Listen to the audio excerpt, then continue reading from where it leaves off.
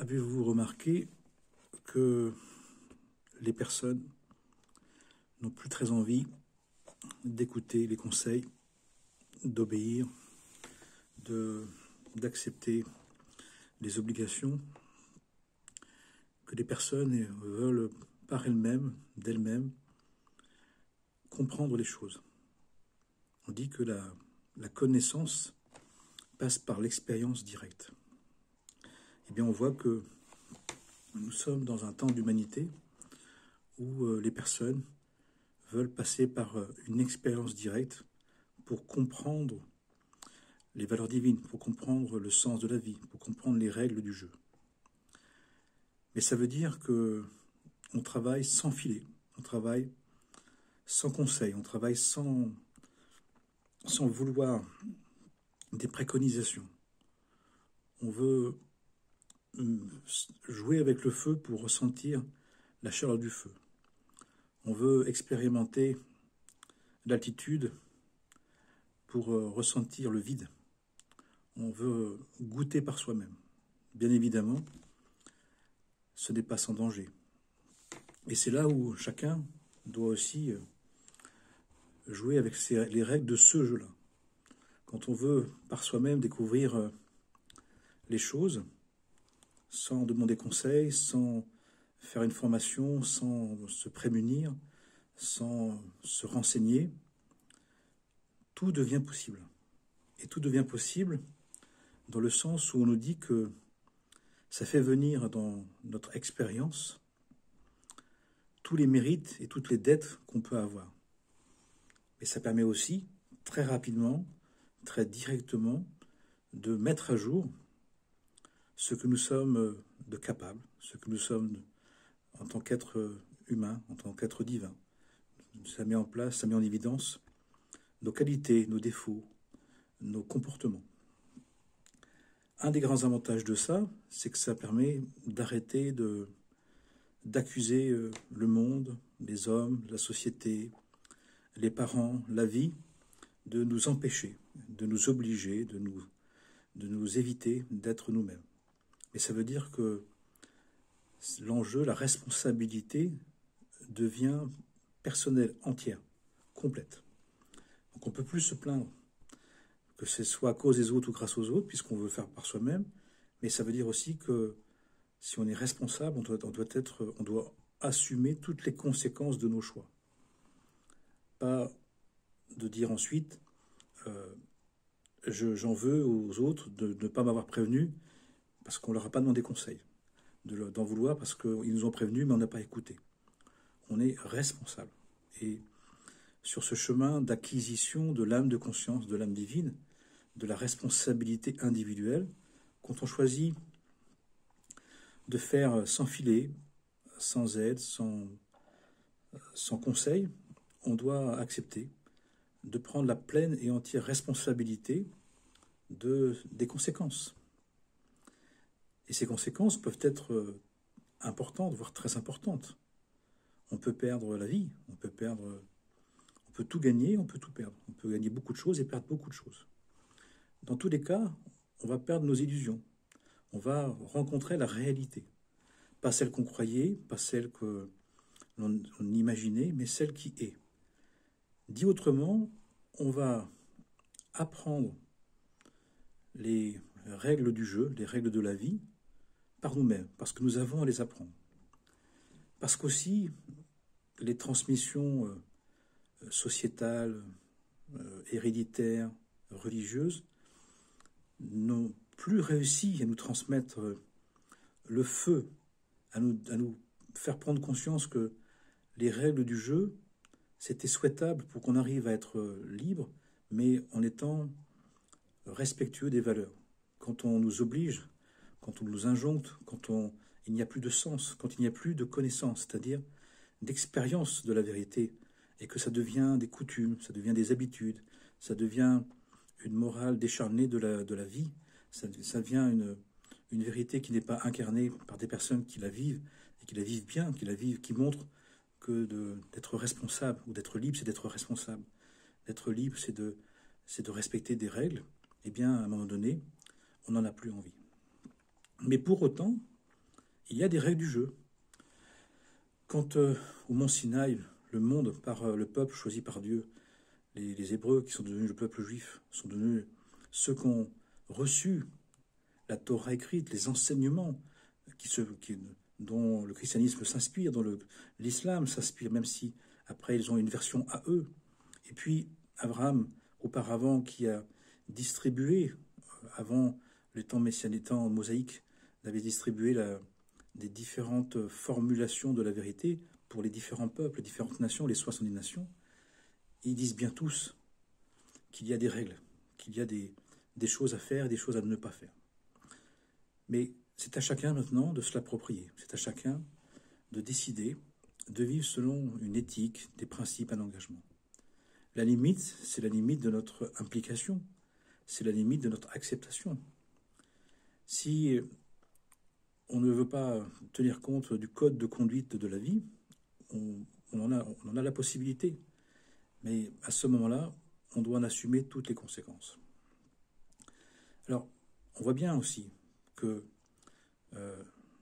ceux qui sont restés orthodoxes, voire ultra-orthodoxes de tous bords, dans toutes les religions, dans toutes les sociétés, il y a des intégristes, il y a des extrémistes, il y a des... Même chez eux, même là, ils le voient, ils le disent, ça ne marche plus. 50% des divorces sont dans des familles orthodoxes, de tout style, de tout bord. Dans des familles orthodoxes, des âmes arrivent et ne veulent pas continuer la même religion, la même société, le même fonctionnement. Ça crée des conflits terribles, ça crée des états de guérilla, même de guerre dans les couples, dans les familles, dans les sociétés. Parce que maintenant, on doit développer l'âme de conscience individuelle, une adhésion libre à la vérité, une adhésion recherchée librement aux enseignements de la vie, des enseignements de Dieu, qui nous permettent de vivre notre liberté, qui est de s'engager pour les valeurs divines, et de les vivre et de les incarner à notre manière. Ce qui fait qu'on se retrouve dans une situation où on ne peut plus vraiment dire à l'autre, parler à l'autre, se dialoguer. Parce que chacun est concentré sur d'abord cette appropriation, une manière personnelle, individuelle, particulière, de vivre les vérités, la morale, l'éthique. Et on nous dit que ça va durer un certain temps, cette histoire-là. Et pendant ce temps-là, on est moins disponible au point de vue de l'autre, on est moins disposé à se dialoguer, il y a un peu une fermeture. Quand il y a appropriation, on nous dit qu'il y a un peu fermeture. On a besoin de se baser sur soi-même. Alors, ce qui est intéressant, c'est que ça permet aussi à chacun de se sentir moins dans le devoir de dire à l'autre, de devoir de formater l'autre, de lui dire, de lui demander, même de l'obliger. Les parents par rapport aux enfants, dans tous les rôles de la société d'autorité qui voulait soumettre, injoncter, obliger, c'est terminé. Les personnes ne restent pas, les personnes n'en veulent pas. Parce qu'on passe à un autre modèle. Le modèle où chacun doit maintenant, à son rythme, là, à son degré, à son étape, d'intégrer au fur et à mesure, par une volonté, par un désir, par un souhait, par une décision personnelle, les principes du divin, les principes de la vie. Et encore une fois, quand on a au Mont Sinaï, c'est les 10 paroles de vie qu'on a traduit par les 10 commandements. Mais commandement, les gens ils disent, mais je veux pas qu'on me commande, je veux pas qu'on m'oblige. Je veux, si je veux comme je veux. Eh bien, tant mieux.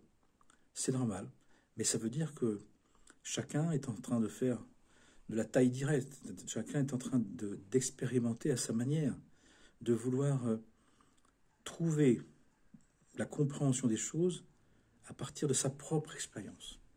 Alors, normalement, ça ne devrait pas empêcher d'essayer d'envisager d'autres points de vue, d'essayer d'envisager qu'on peut fonctionner d'une autre manière. La difficulté, c'est que les personnes, étant plutôt égocentriques, et bien même dans leur désir de liberté, dans leur besoin de se libérer des carcans du joug du patriarcat et du matriarcat et des anciens temps, ont une tendance à formuler leur point de vue comme quelque chose d'absolu. C'est en cela aussi où chacun va voir que finalement, les reproches des injonctions parentales, sociétales, religieuses, on les porte aussi chacun d'entre nous. Et ça se voit assez rapidement. Jusqu'au jour où on comprendra que finalement, la version absolue, individuelle qu'on avait, qu'on voulait, qu'on considérait comme la bonne, presque la seule, presque l'unique, au point même d'être tenté de l'imposer aux autres, eh bien que ça ne marche pas, que ça ne sera pas suffisant. Mais c'est une étape. D'abord l'étape de s'affirmer dans sa version qu'on considère la mieux pour soi-même, c'est juste, mais pas forcément pour l'autre. Et on va découvrir que quelque chose sur lequel on se base, sur quoi on se base, qui pour nous est essentiel, et vital, et normal, et sain, pour l'autre, presque pas, et même pas du tout. Et donc il va falloir, une fois que chacun se sera bien affirmé, et bien centré sur lui-même, sur elle-même, eh bien on va découvrir qu'on a besoin des autres, qu'on a besoin de la différence, qu'on a besoin d'autres points de vue. Pourquoi? Parce que le grand risque, nous dit-on, dans les enseignements, c'est que si on reste même à un point de vue spirituel, comme on dit, un point de vue de bien, mais trop centré sur nous-mêmes, eh bien chacun, en voulant faire le bien à sa manière, et le risque, c'est de même pas se comprendre, de ne pas être capable de se relier, de communier, de fraterniser. Pourquoi? Parce que l'appropriation de la vérité est toujours connotée de notre manière d'être, de notre état d'être, de notre tempérament, de notre caractère, de notre état d'âme, qui fait que ça vient plus ou moins mettre en confrontation avec les idées des autres. Mais il y aura un temps, il y aura une suite où on comprendra qu'à partir d'un point de vue trouvé, bâti, ferme, établi, on a besoin aussi de l'universaliser, de le rendre dans sa compréhension capable de le mettre en lien, de le mettre en relation, mettre en communion avec d'autres projets. Et que finalement, on s'apercevra que avec des mots différents, avec des intentions différentes, avec des formulations différentes, on parle de la même chose, on parle de Dieu, on parle de l'universel. Donc ça veut dire que pour aller vers une conscience universelle, qui est unitive, toute inclusive, ça passe d'abord par son opposé complémentaire.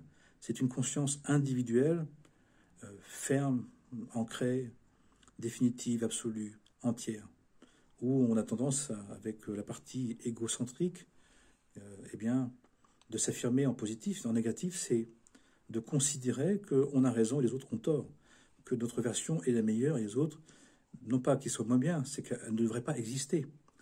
Ce qui fait qu'on va voir aussi des exagérations dans cette affirmation. On va voir des personnes qui vont être, au titre individuel, d'injoncter. C'était au titre collectif, ils l'ont reproché, ils vont aussi le faire à leur manière. Et la grande difficulté, ça va être, le grand enjeu, ça va être d'arriver tout en s'affirmant dans l'appropriation de la vérité à sa manière, selon qui on est, d'accepter aussi que l'autre, à sa manière, que l'autre est aussi légitime, aussi juste, que ça a la même importance pour lui et pas forcément pour nous. Et en quoi ça empêcherait de dialoguer? Et en quoi ça empêcherait de croire au même Dieu? En quoi ça empêcherait de prendre soin? Quelle est l'importance de ça? Ce sont des questions essentielles. Est-ce que mon besoin de ma formulation de la vérité empêcherait d'apprécier la formulation de la vérité chez l'autre, à sa manière?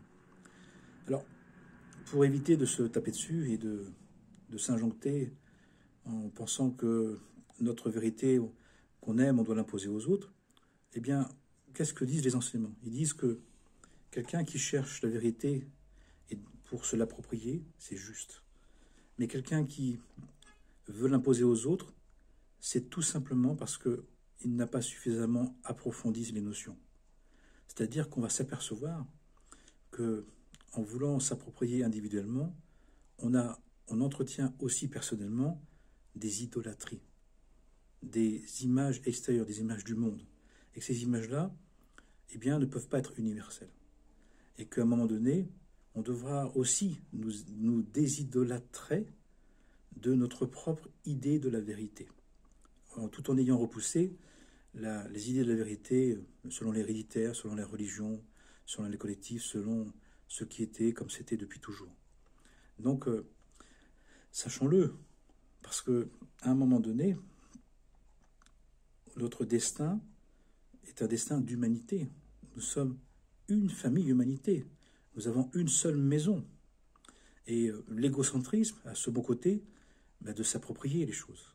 Mais le mauvais côté, c'est d'avoir tendance à penser que son point de vue est le meilleur, voire le seul, et que même ça devrait justifier de l'imposer aux autres.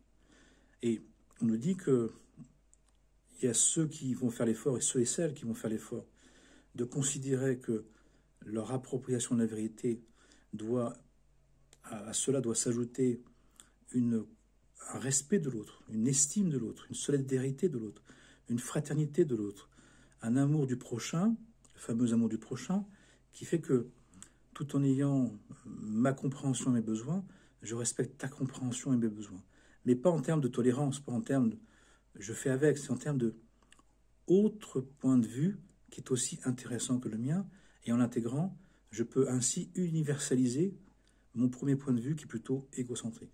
De l'autre côté, si on ne fait pas ça, les enseignements ils disent au nom de Dieu, au nom de la vérité, les personnes vont se taper dessus.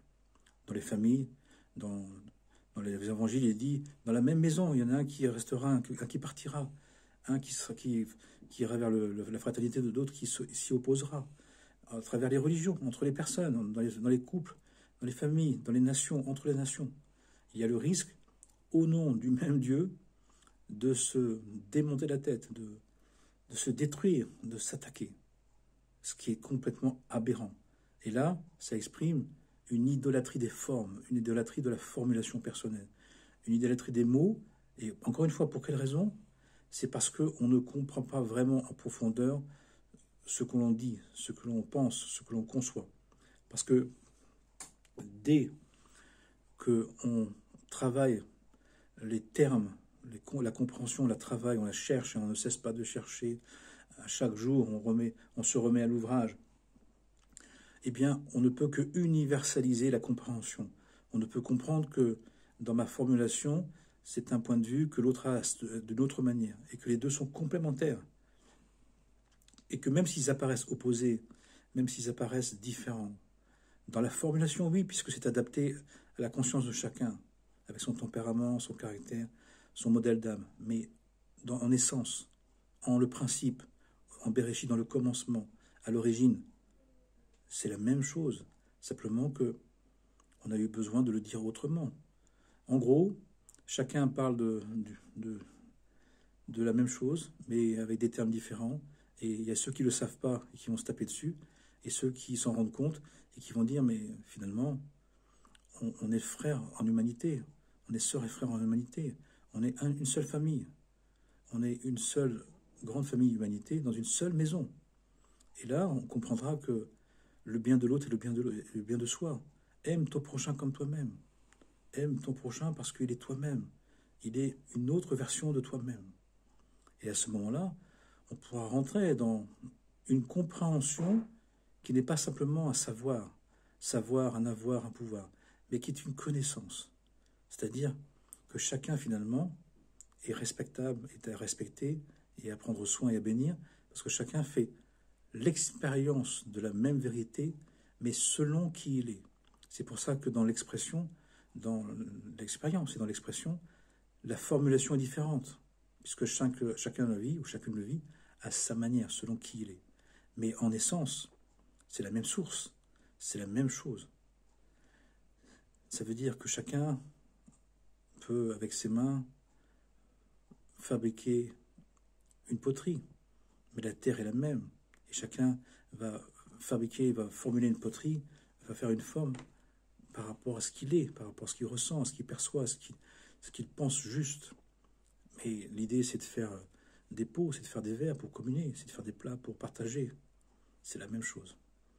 Donc, très important, cette conscience-là, et ce point de vue-là, pour ne pas avoir l'impression qu'on parle de deux choses différentes. Dans la forme, oui, mais dans le fond, c'est la même source, c'est le même esprit.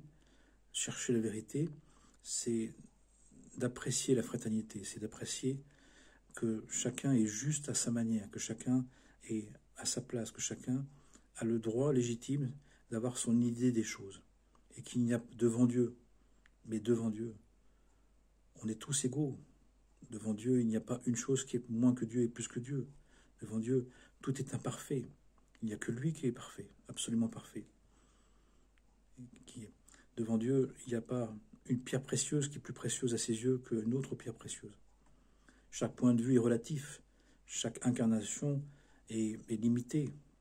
Donc, on peut à la fois se définir volontairement, et c'est nécessaire, vraiment, de voir ce qui nous convient, comment le vivre, comment le dire, mais en sachant que l'autre, de même, il y a une équivalence à avoir. La justice, c'est de donner l'équivalence. Tu es aussi légitime dans ta version que moi, je suis légitime dans ma version. Je suis sincère dans ma version comme toi, tu es sincère dans ta version. Après, essayons de trouver la compréhension, le niveau de connaissance qui va nous permettre de comprendre qu'on parle finalement de la même chose, de la même source, qu'on cherche le même Dieu, on est dans le même état d'esprit. Et à partir de là, on peut relier la partie d'affirmation de soi, individuelle, de la personnalité, avec l'aspect de royauté qu'on a à partager, qu'on a à vivre. Ce n'est pas séparé, ce n'est pas en conflit. Sauf si on ne sait pas. Mais à nous de nous enlever notre ignorance et de ne pas fixer notre manière de concevoir les choses et de savoir que c'est juste une manière, une forme, une possibilité. Et que chacun nous propose sa formulation des choses. Donc ça peut être très très enrichissant, ça peut être très motivant, mais il faut que les deux aussi aient conscience que derrière la manière particulière de dire, on a la même recherche, on sert la même cause, on veut le même but, on a le même idéal. Et là, ça devient formidable. Et vraiment, il n'y a que ceux qui sont fixés à un niveau de lecture, qui sont idolâtres de leur forme des choses, de leur formulation, de leur religiosité, de leurs impressions. Mais toute personne sérieuse qui étudie, qui approfondit la connaissance, et on dit que c'est un puits sans fond, un puits infini, qui la renouvelle sans cesse, qui la vérifie, qui la creuse, qui l'ajuste, devient de fait universelle. Et comme c'est une décision personnelle, ça dépend que de nous. Ça veut dire aussi que si on ne fait pas ce travail-là, si on ne le fait pas, qu'on ne veut pas le faire, qu'on ne prend pas le temps de le faire, c'est qu'au fond, on veut avoir raison tout seul. Et si on a raison tout seul, c'est qu'on est devenu idolâtre. C'est qu'on est devenu fermé. C'est qu'on risque de devenir agressif, de repousser les êtres. On ne va pas vers la fraternité, on ne va pas vers l'amour du prochain.